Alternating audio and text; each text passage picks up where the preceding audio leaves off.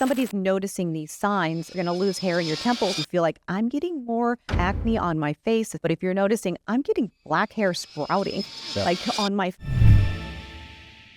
Is my testosterone dose too high? Hi, I'm Dr. Valorie Davidson from the Progress Your Health podcast. And I'm Dr. Maki from the Progress Your Health podcast. So the last episode, we talked about testosterone being too low. Yeah, now remember, this is for women.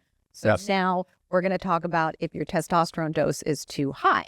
Yeah, the dosing for men and women is completely different. You know, they're not even in the same ballpark.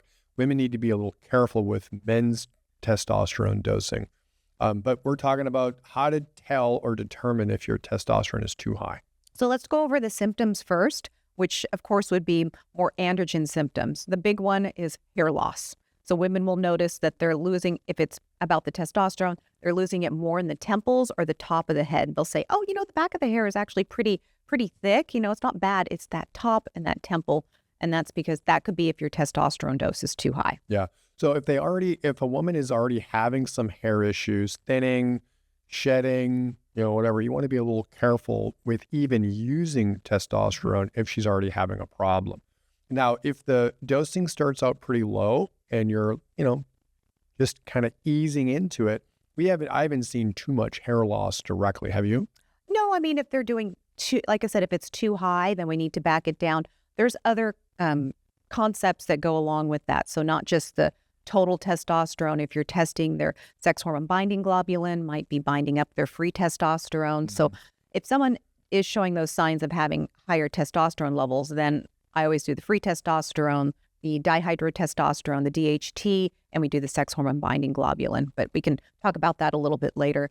But I have seen women that have lost hair. Like I remember I was at my dentist's office. This was a number of years ago, and she knew that I did hormones, but she was doing her HRT from another physician, and we were just kind of talking about it. And she said something about her testosterone. I said, well, if it's too high, you're going to lose hair in your temples. And she lifted up her hair, and she literally had no hair on her temples. Just cut some bangs, it's such, but it was, it can happen. And then also acne. So you can, now granted, some women are just more prone to a little bit more acne or pimples, and that's totally normal. But if you feel like I'm getting more acne on my face, especially the chin and the jawline, that can be that the testosterone level is too high. And we're humans, we all have hair all over our body. But if you're noticing, I'm getting black hair sprouting like on my face, and then that could be a sign that your testosterone is too high. Yeah, so if you're just starting testosterone, it's always going to go from the breakouts to the hair growth to the hair loss in sort of a kind of a chronological order almost. But that's if your dose is too high. Too high. Right? It's not going to happen if your dose isn't too high. I will say, when you do testosterone, you always want to do it transdermally. You never want to take oral testosterone. It's just not good for you, and you don't absorb it anyway. Yeah. But if you're going to do it, you want to do it as a cream. If you put it on your arms, you could, wherever there's a hair follicle, it can cause hair growth. Mm-hmm. I had a patient not too long ago. Her testosterone level looks great. She says she feels great. I have her putting it on the inner thigh, and she's kind of dark and hairy like me. She's starting to get a lot of hair growth on that thigh. Yeah. You can switch it to the back of the knee because there's no hair follicles there. But know that, as with all creams, it's going to matriculate. It might go down or might go up. So it could cause a little hair growth on the back of the thigh or the back of the calf. Now, if you're getting hair growth from your testosterone cream, applying it where you apply it, it doesn't mean that your testosterone is too high. Some of us just grow hair more easily. Yeah, it's kind of inevitable. There's really not much you can really do about There's that. some women that don't. They're like, yeah, I put it on my thigh and no big deal. I shave normally. It's not like there's more hair growth. I always ask, but there's some women that doesn't do it too, and then there's some women that do. So don't use where you apply it, the hair growth, as saying my testosterone dose is too high. It really would be more with the dark hairs on the face starting to grow in, even though you can put your testosterone on your face. Don't put testosterone on your face.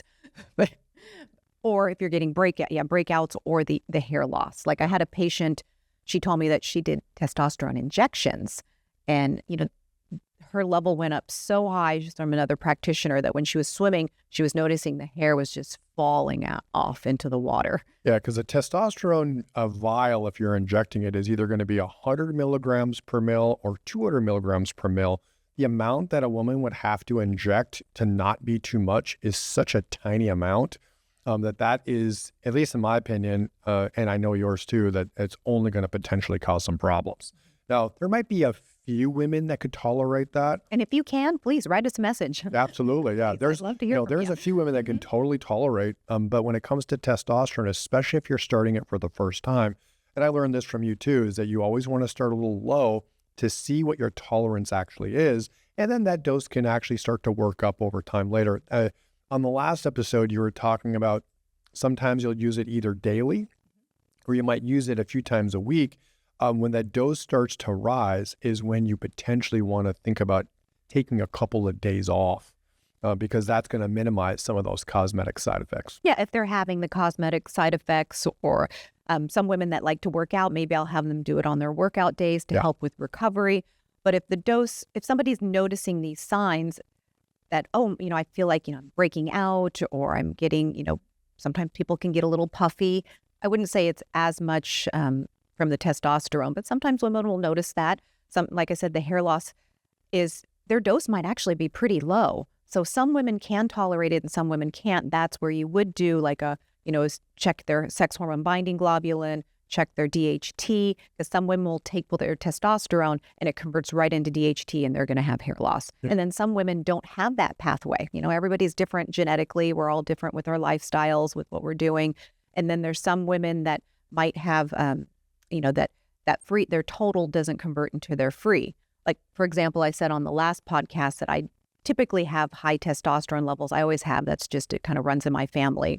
And I don't have PMOS, but I just recently did my testosterone, and I'm not taking any, and my total was 40, and then my free was 3.9, which that's a pretty good conversion. Mm-hmm. But let's say a woman's taking testosterone, you have them on the HRT cream, their testosterone level in their blood total is 40, but their free is like 1.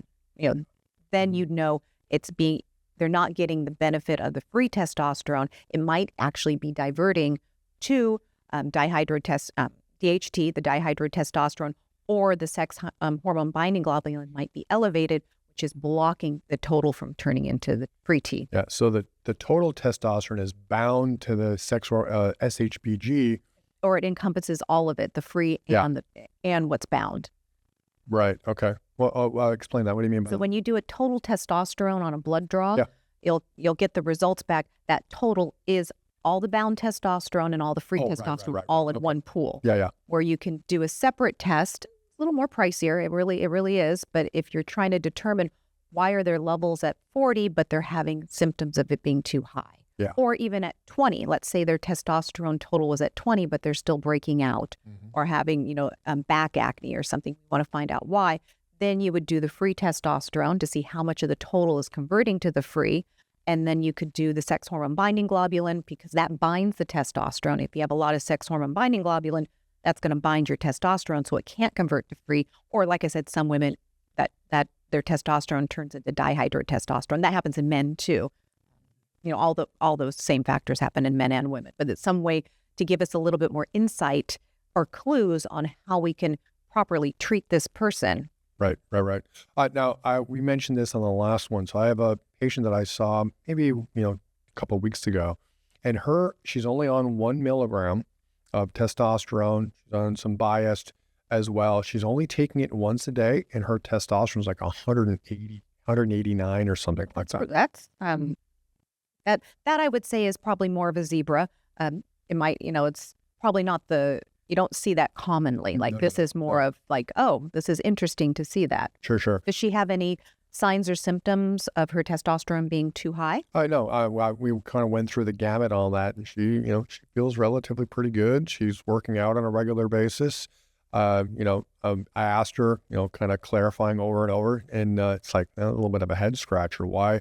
And not only now, this is where it's a little fishy that both her testosterone and her estradiol levels were both high, and she's on such a small amount, and she's only taking it once a day versus twice. Well, she may have put her hormone creams on right before the blood test. The night before. That's interesting. And then, or maybe it was on her arm or it touched her arm. Yeah. That, like I said, that's probably not as common for 1 milligram of testosterone to be almost 200. Sure. It would be My point is that's one of the reasons why we don't necessarily chase numbers too much. We don't chase them if they're too low. We don't chase them if they're too high. But when it's too high like that, now, granted, as long as she's not having any of those cosmetic issues, and this is the point of, is your dose high enough or, too high? Is if you're not having any of the cosmetic things, then there's really no harm or problem with those, with that level being as high as it is. Exactly. Like some women love having their testosterone up in the 80s. Like they're like, this feels great. And some women like it, don't like that. Everybody's different.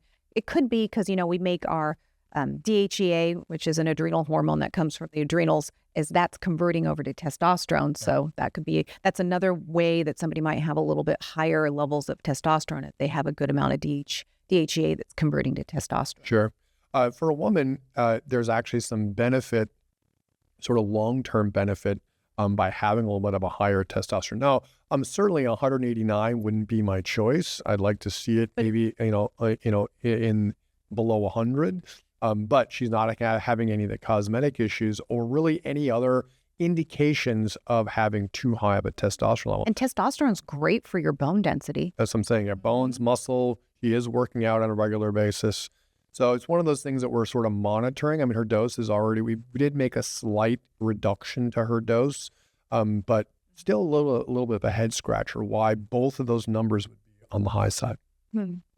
Yeah, maybe. And, honestly, exercise is another way of upregulating your own testosterone. If you go and do some weightlifting or resistance training, your own body will probably from the conversion of making the DHEA to testosterone, but it does upregulate. So that's the whole reason why we want, patients to exercise is because of the androgen impact. But at the same time, it's not a little bit of going to the gym every, she does go to the gym like 5 days a week, maybe even 6 days a week, and her number is still on the high side. If she feels good, like you said, it really, don't chase the numbers, see how you're feeling and what your, the signs and symptoms. Yeah. And then, like I said, there's different blood tests you can also run to kind of uncover the clues. Yeah. Anything else you want to add about high testosterone? Yeah. So like I said, the acne, the hair loss, I've never had anybody get, aggressive if their testosterone's too high for a female. I've never seen that. I have. Usually there's some other factors in there that is making them a little bit, irritable or, just perimenopause in general, they're going to be irritable. Menopause, they're just going to be irritable. Usually, I mean, even for men, testosterone usually makes them mentally feel better. Yeah, exactly. If the testosterone's if somebody's applying it vaginally, because you can apply testosterone vaginally, it can go right into the bloodstream. It can, it helps a lot with libido, but it can irritate the tissues depending on what, what base you're using.